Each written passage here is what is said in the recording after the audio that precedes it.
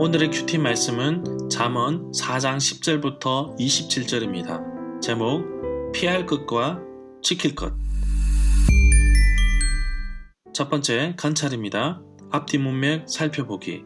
잠언 4장에서 아버지는 자신도 자기 아버지로부터 교훈과 훈계를 받았다고 하면서 지혜를 전해주고 있습니다. 자신의 자녀가 지혜를 붙잡도록 바라고 있는데 자신의 모든 소유를 팔아서라도 지혜를 얻고 총명을 사라고 말합니다. 그만큼 지혜가 가져다주는 유익이 크기 때문입니다. 세속적인 가치와는 비교조차 할 수 없는 아주 소중한 것이기에 지혜는 삶의 모든 것을 바꾸어 놓을 것입니다. 사람이 살아가면서 가장 지키기 힘들고 싸워 이기기 힘든 것이 있다면 그것이 바로 마음이 아닐까요? 마음을 지키지 못하게 되었을 때 잃게 되는 것을 언급하면서 아버지는 자신의 아들에게 귀담아 듣기를 바라고 있습니다. 지혜는 한 번 얻는 것으로 끝나는 것이 아니라 꾸준히 노력함으로써 얻어지는 것입니다. 그렇기 때문에 악인들의 길과 비교해 가면서 피해야 할 것을 말하고 있습니다. 특히 아버지는 아들에게 마음을 지킬 것을 말하고 있습니다. 이것은 마음의 생각이 행동으로 이어지고 삶에 깊은 영향을 주기 때문입니다. 그래서 아버지는 아들에게 마음을 지킬 것을 당부하고 있습니다. 내 마음은 무엇으로 채워져 있는지 생각해 보기를 원하고 또 무엇으로 채워야 하는지 깊이 있게 생각해 보길 원합니다. 두 번째 해석입니다. 문단 나누기, 내용 파악, 중심 줄거리. 문단을 나눠보겠습니다. 10절부터 19절은 악인들의 길을 피하라. 20절부터 27절은 마음을 지키라.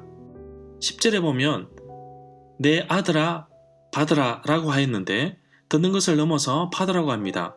교훈을 받는다는 의미는 지혜의 말씀을 듣지만 말고 내면화하라는 것으로 봅니다.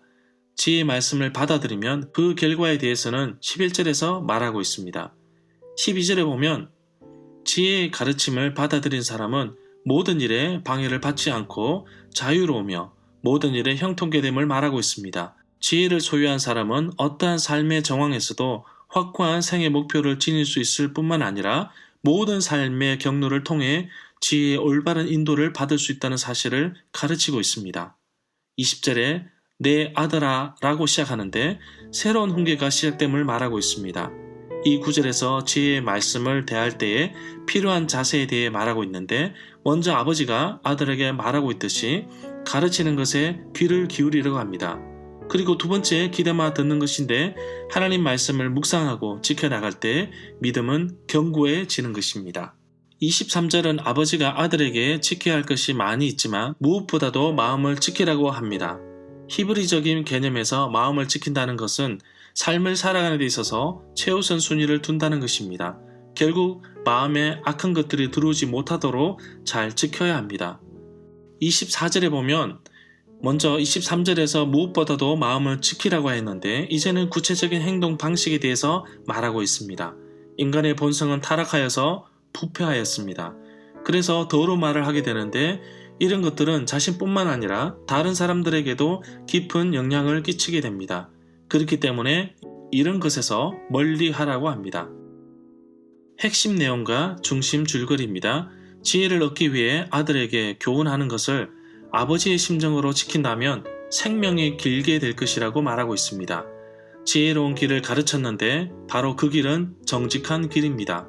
그 길은 공고하지 않고 실족하지 않는 길입니다. 그렇게 하려면 훈계를 굳게 잡고 놓치지 말아야 합니다. 이것이 바로 살아갈 생명의 길이기 때문입니다. 어른들은 인생을 살면서 많은 경험을 통해 지식을 후손들에게 전하고자 하는데 바로 이것이 삶의 지혜입니다. 나도 이런 삶을 살고 싶습니다. 후배들에게, 다른 사람들에게 큰 영향력을 끼치는 사람이 되고 싶습니다. 시편 1편에 있는 것처럼 복 있는 사람은 악인들의 길을 따르지 않는 것 같이 지혜 있는 사람은 악인의 길을 피하고 들어가지 않습니다. 악인들은 사람들을 넘어뜨리며 불의의 떡을 먹으며 강포의 술을 마시는 자입니다. 의인의 길과 악인의 길이 비교되고 있습니다. 돋는 햇살 같은 의인의 길과 어두워 걸려 넘어지는 길과 같은 정말 차이가 있습니다.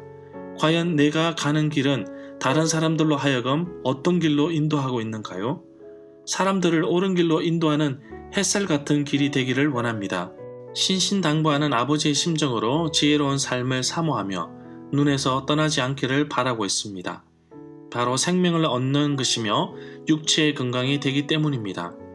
23절 말씀에 모든 것을 지킬 수 있지만 마음을 지키라고 당부하는 것은 바로 생명의 권한이 마음에서 나기 때문입니다.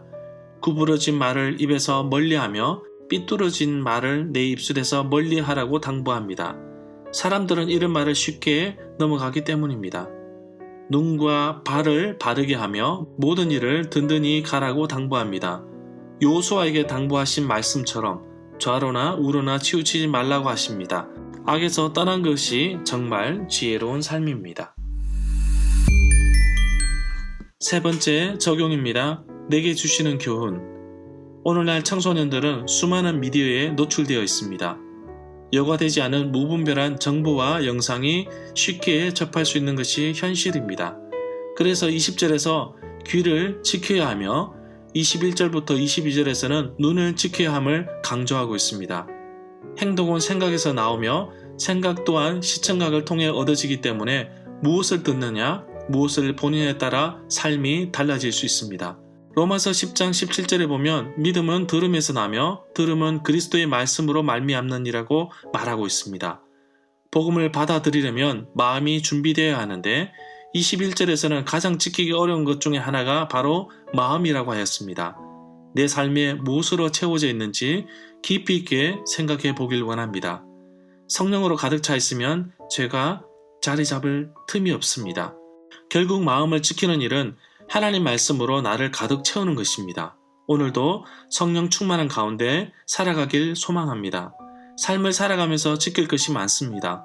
명예도 지켜야 하고 건강도 지켜야 하지만 무엇보다도 나의 마음을 지키는 것이 중요하기에 오늘도 나의 삶, 마음을 하나님께 맡기고 하나님께서 나의 삶, 마음을 이끄시길 원합니다. 하나님 말씀을 지킴으로 오늘도 지혜를 얻으며 가르쳐 주신 명령과 훈계를 받아들임으로 환난을 이기게 하시고 점점 돋아나는 해와 같이 나의 삶이 하나님 앞에서 빛이 나고 점점 더 성숙해 가는 하루가 되기를 간절히 소망합니다.